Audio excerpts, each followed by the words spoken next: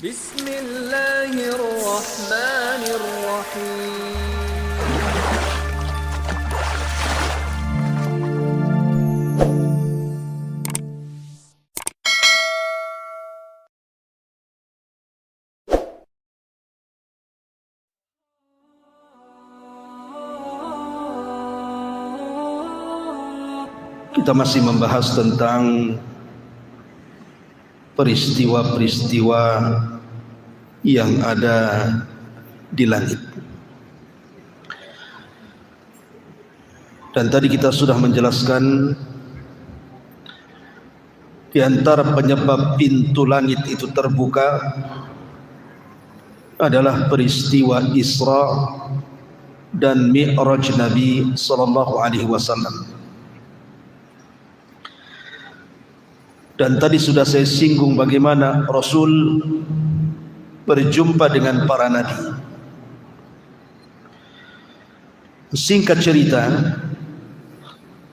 Nabi SAW akhirnya sampai di sebuah tempat yang disebut dengan Sidratil Muntaha. Sidrah itu sebuah pohon yang kalau seandainya seseorang memacu dengan kuda balap selama 100 tahun, niscaya bayang-bayang pohon itu tidak mungkin lepas, saking besarnya pohon itu. Daunnya seperti telinga-telinga gajah dan buahnya seperti tempat-tempat yang biasa orang-orang menyimpan kurma di situ. Artinya bahwa Sidratil Muntaha itu adalah akhir daripada seluruh ilmu makhluk-makhluk Allah Azza wa Jalla. Karena di atasnya tidak bisa dijangkau makhluk kecuali Allah Subhanahu wa taala. Disinilah Nabi sallallahu alaihi wasallam mendapatkan syariat salat. Makanya sering saya katakan bahwa salat itu ibadah mulia, karena satu-satunya ibadah yang diwajibkan di langit, sementara ibadah-ibadah yang lain diwajibkan di bumi.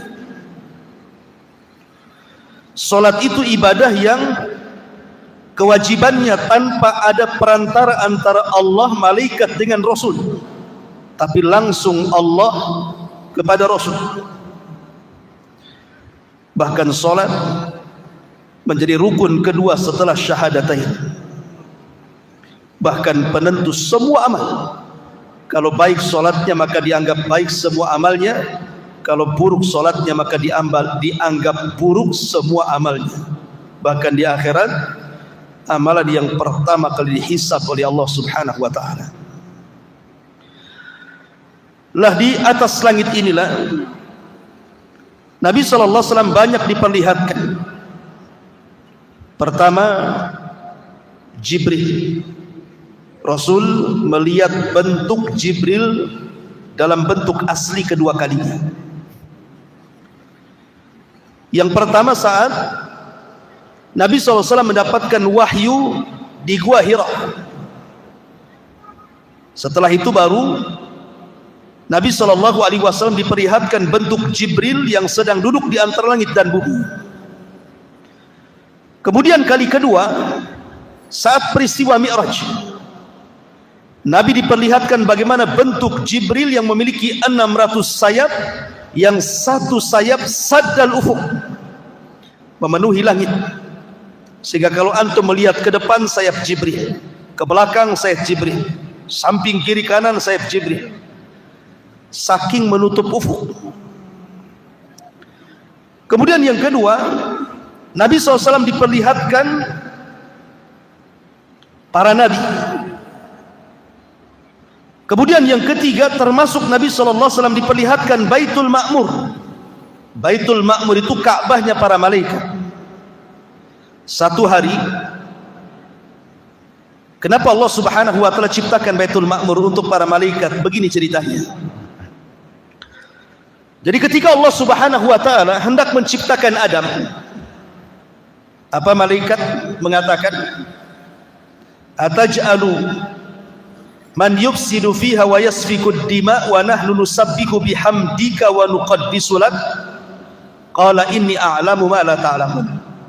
Ya Rabb, apakah engkau akan menciptakan makhluk yang merusak bumi, menumpahkan darah, sementara kami makhluk yang senantiasa bertasbih kepadamu dan memuji kamu?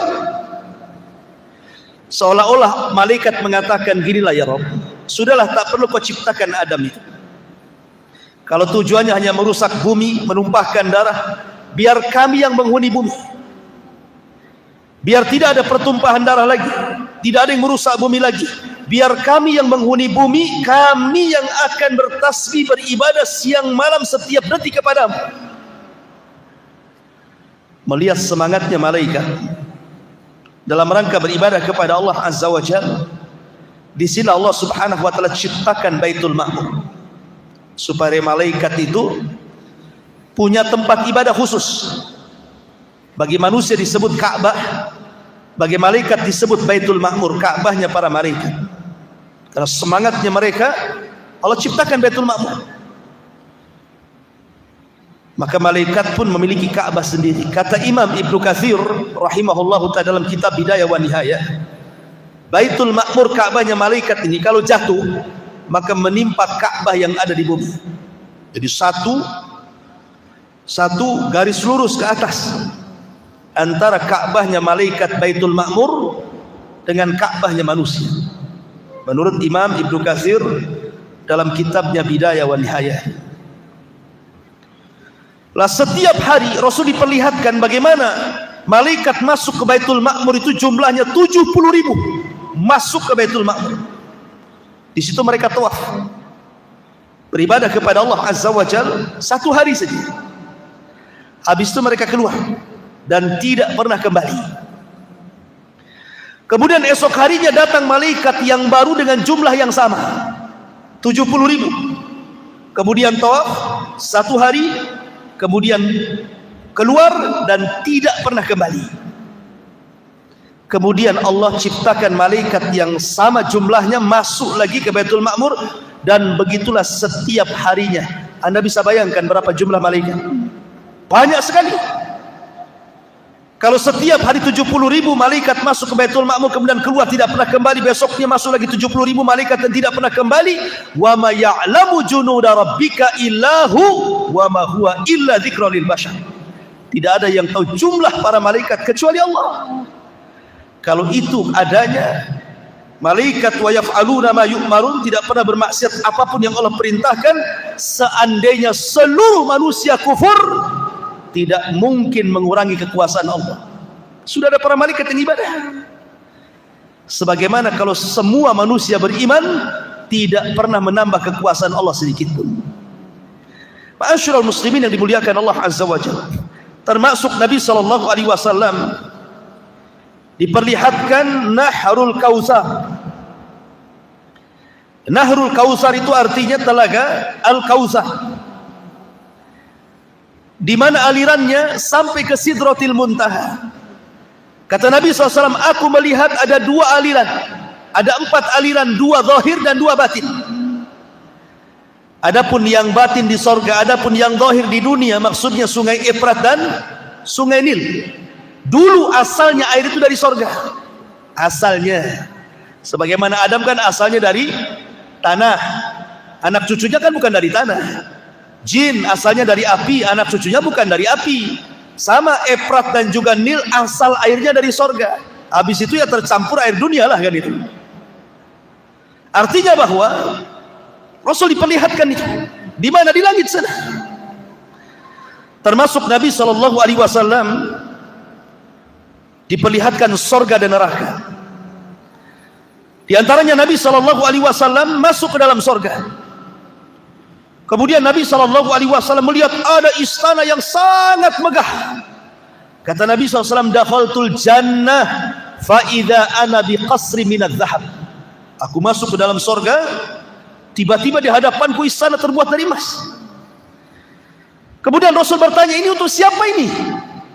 Maka malaikat mengatakan, li rajulin minal Arab, untuk laki-laki dari Arab. Kata Rasul, fadhonantu annahu ana. Saya kan orang Arab, jangan-jangan saya. Kata Rasul, untuk siapa itu?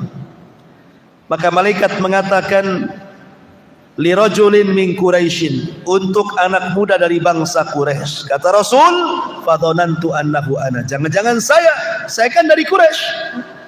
Dan Rasul bertanya lagi, untuk siapa sebenarnya? Maka malaikat mengatakan, li Umar ibnil Khattab. Itu istananya milik Umar bin Khattab. Kemudian Nabi SAW masuk ke dalam sorga. Didengarnya ada suara terompah, suara sandal. Kemudian ditanya, itu suara sandal siapa itu? Maka dikatakan, itulah suara sandalnya Bilal bin Rabah. Maka kemudian Rasul ketika peristiwa Isra Mi'raj selesai, dia panggil Bilal dan mengatakan, ya Bilal, inni sami'tu khashkhasataka fil jannah, madza tasnah? Bilal, aku mendengar suara terompahmu di sorga, apa yang kau lakukan sebenarnya? Kata Bilal, tidak ada wahai Rasul, kecuali ma tawadda'tu wudu'an illa wa qad shallaitu rak'atain. Boleh jadi aku karena tidak pernah meninggalkan wudu, kecuali setelahnya aku dawamkan solat 2 rakaat wudu. Kemudian Rasulullah SAW masuk lagi, ada harum-haruman. Ini harumnya siapa wahai malaikat? Rupanya ini suara wangian dari Masyitah ibnati Fir'aun. Dari Masyitah, tukang sisir anak putrinya Fir'aun. Kemudian dikisahkan, dulu waktu dia nyisir anak Fir'aun, anak putrinya Fir'aun, karena Fir'aun tidak punya anak laki-laki, semua anak perempuan Fir'aun itu disisir, sisirnya jatuh. Masyitah yang beriman kepada Musa dan menyembunyikan keimanannya refleks mengatakan Bismillah, diambil sisir itu. Anak putrinya Fir'aun kaget, apa yang kau maksud Bismillah itu? Apakah Allah dalam kalimat itu adalah Tuhan bapakku? Kata Masyitah, bukan. Itu Tuhanku, Tuhanmu dan Tuhan bapakmu, katanya. Oh, marah, ditempeleng Masyitah, dilaporkan kepada Fir'aun. Fir'aun emosi, akhirnya menangkap Masyitah dan digoreng hidup-hidup karena dia tidak mau murtad. Sehingga al-jaza'u min jinsil amal, harum baunya Masyitah. Ya, di dunia gosong, tidak sedap ketika digoreng baunya, tapi di sorga harum semerbak sehingga Rasul mencium baunya Masyitah ibnatu Fir'aun. Kemudian Nabi macam-macam lah melihat sorga itu. Setelah itu Rasul diperlihatkan neraka, tapi tidak masuk, hanya diperlihatkan saja. Di antaranya Nabi SAW melihat ada azab pemakan riba, di mana Nabi SAW mengatakan, fanadhara fin nari fa idza qaumun ya'kuluna al-jiyaf. Ketika Rasul masuk diperlihatkan neraka, dilihatnya ada orang yang sedang makan-makan bangkai, dimakannya bangkai itu. Kemudian Rasul mengatakan, man haula ya Jibril, siapa orang-orang itu wahai Jibril? Maka Jibril mengatakan, haula illadzina ya'kuluna luhumun nas, mereka orang-orang yang tukang gibah, maka di akhirat mereka akan memakan bangkai saudaranya.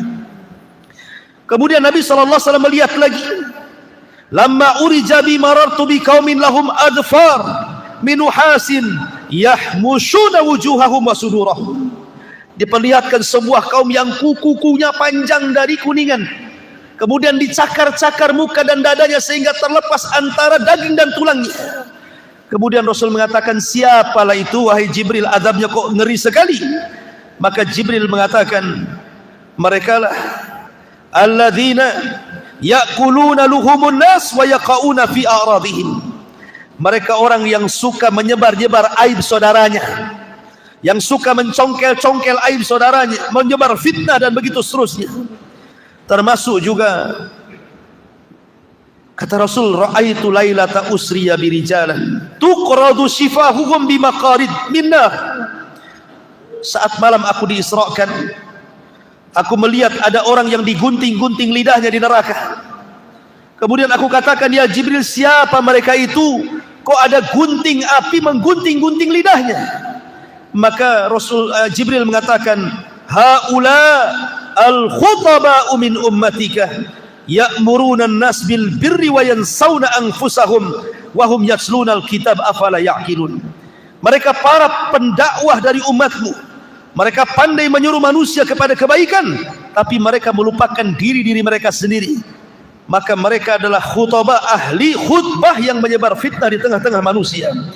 Dan begitu seterusnya, termasuk Rasul diperlihatkan makanan penduduk neraka zakum, yang Allah katakan inna syajarataz zakum ta'amun asim, di mana syajarataz zakum itu keluar dari dasar jahim, di mana buahnya seperti kepala-kepala setan, dan itu adalah pohon yang dilaknat, di mana kalau dimakan akan menghancurkan tenggorokan dan perut, karena memang zakum terbuat dari api, na'udzubillah.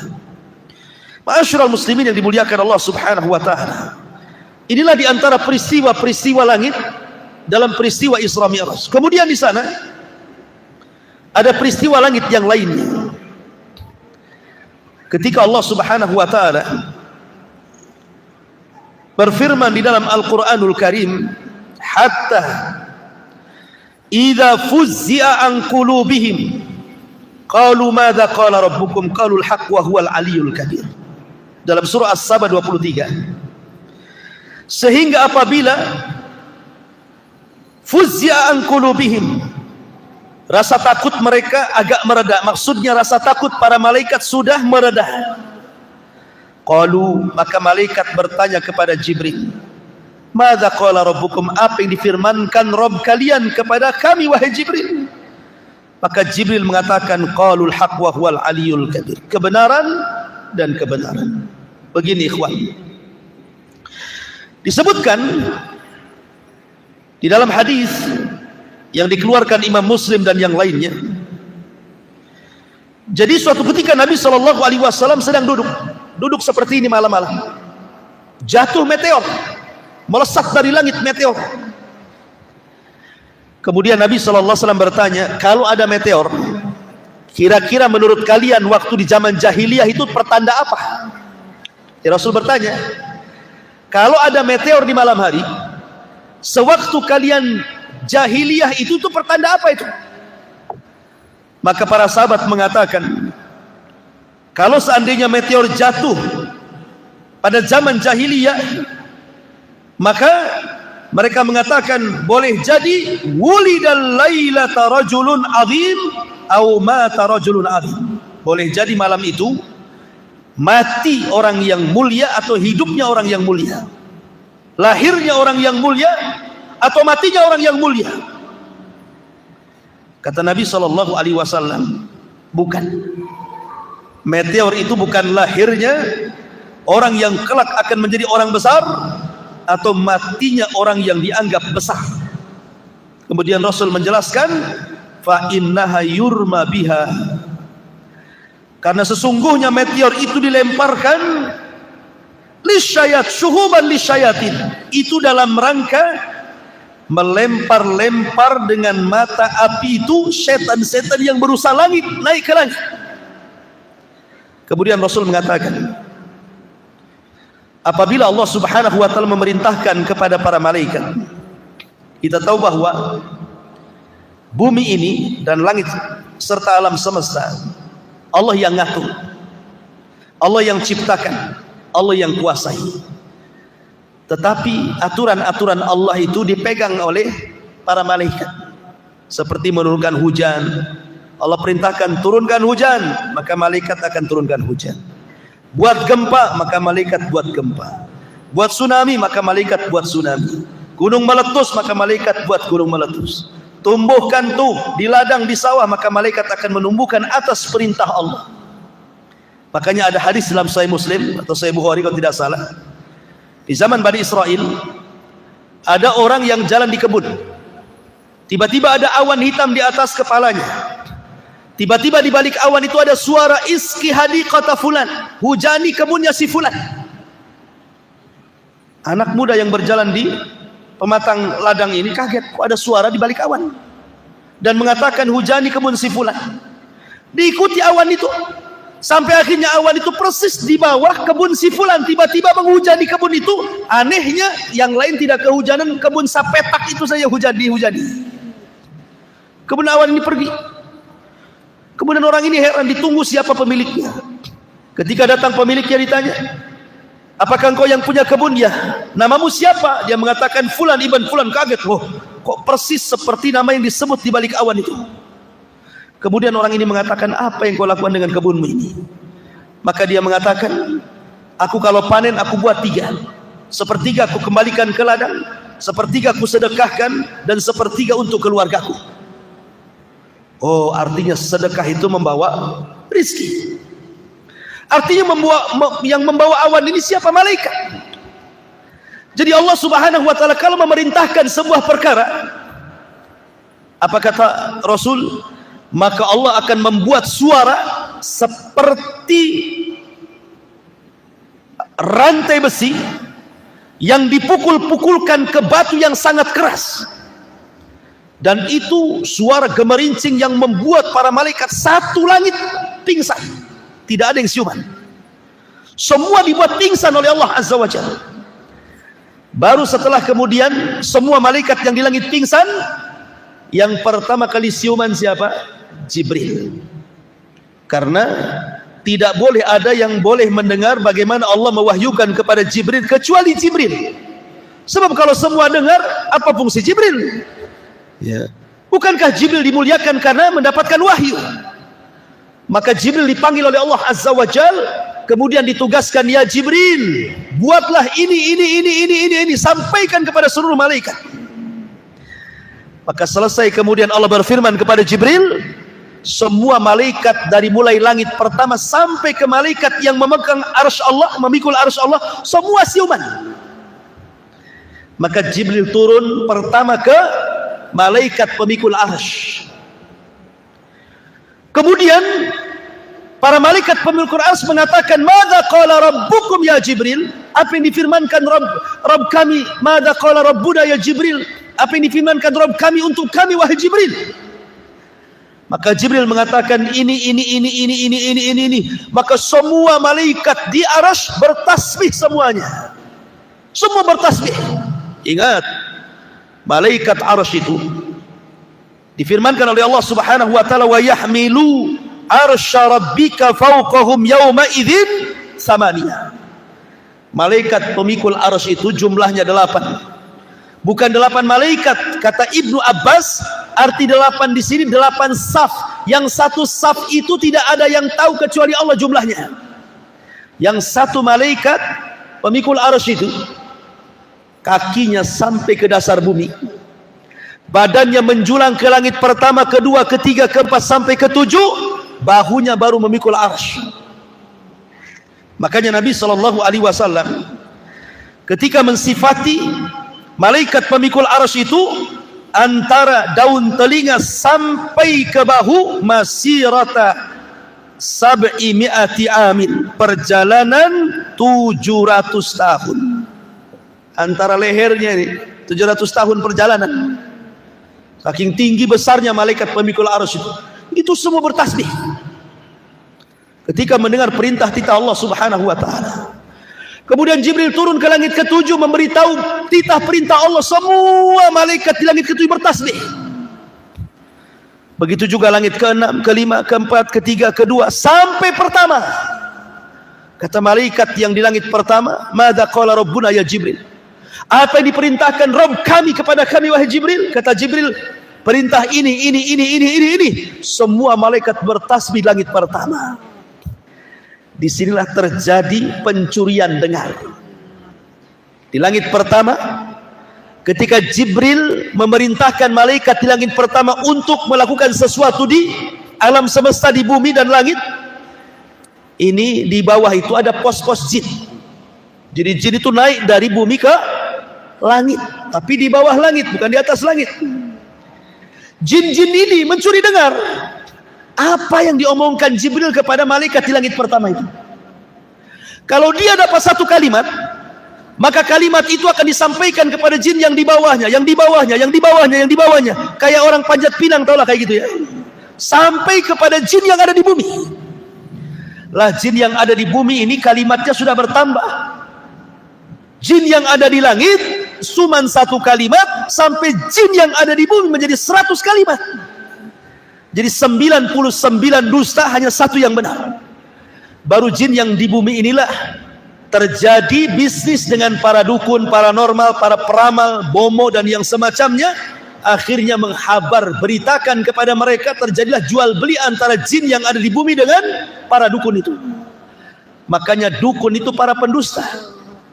Karena yang dihabarkan jin itu dari 1000 kabar 999 hoax, yang satu benar. Kemudian dukun menyampaikan kepada kita yang satu benar, 999 dusta. Artinya jin membohongi dukun, dukun pula membohongi kita. Itu silsilah tipu menipu namanya. Kita ditipu dukun, dukun pula ditipu jin. Makanya mereka itu terkenal para pendusta, jangan dibenarkan. Kalaupun benar, itu yang benar tuh.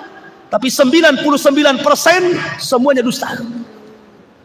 Ma'asyiral muslimin yang dimuliakan Allah Azza wa Jalla. Itulah kejadian peristiwa langit, di mana Allah Subhanahu wa taala memerintahkan para malaikat untuk ditugaskan lewat Jibril sampai kepada peristiwa pencurian dengar jin kepada perintah Allah lewat malaikat Jibril langit pertama. Kemudian peristiwa yang lain di langit itu, peristiwa nuzulul Quran, turunnya Al-Quran. Turunnya Al-Quran itu sebenarnya pertama Allah memerintahkan kolam untuk mencatat Al-Quran, kemudian diletakkan di Lauhil Mahfuz. Yang kedua di malam Lailatul Qadar, Quran itu turun tidak langsung ke bumi. Kemana? Ke Baitul Uzzah. Di langit pertama ada tempat namanya Baitul Uzzah. Disitulah Al-Quran 30 juz disimpan. Sebelum turun ke bumi diangsur-angsur sampai 23 tahun baru sempurna 30 juz. Dan di malam Lailatul Qadar para malaikat turun dari langit ke bumi, jauh jumlahnya lebih banyak dibandingkan kerikil yang ada di permukaan bumi. Ini peristiwa yang langka luar biasa, setahun sekali di malam Lailatul Qadar. Malaikat sampai turun, sampai dipimpin Jibril. Kalau bukan peristiwa yang luar biasa, apa namanya? Bumi dipenuhi malaikat. Dan banyak lagi peristiwa-peristiwa yang terjadi di langit, karena juga waktu. Wallahu a'lam bishawab. Ini yang bisa sampaikan. Mudah-mudahan ada manfaatnya. Insyaallah kita berjumpa di kesempatan. Subhanakallahumma bihamdika asyhadu an la ilaha illa anta astaghfiruka wa atubu ilaik. Allahu ta'ala alam. Assalamualaikum warahmatullahi wabarakatuh.